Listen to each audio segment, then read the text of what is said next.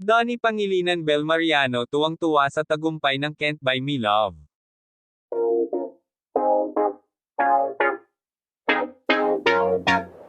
Kapamilya love team partners Donnie Pangilinan and Bel Mariano expressed their happiness over the success of their hit series, Can't Buy Me Love.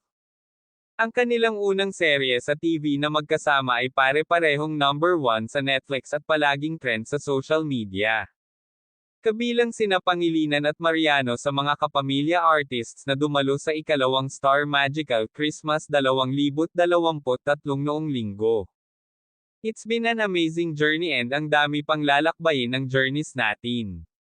Ilang weeks pa lang tayo ang dami nang nakita, ang dami nang nangyari.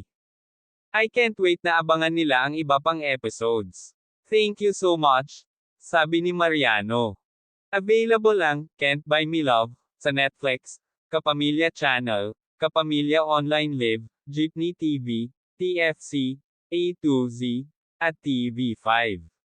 Sa Star Magical Christmas event, nagbihis si Mariano bilang Barbie, habang si Pangilinan ay dumalo bilang Ken. Syempre kailangan ay compliment si Barbie, so as Ken ako ngayon, Pangilinan said. Nagpahayag din ng suporta ang fans ng magka-love team sa kanilang mga idolo dahil nag-trending ang Dunbel Slays ngayong gabi at ang hashtag Donnie Pangilinan sa Twitter.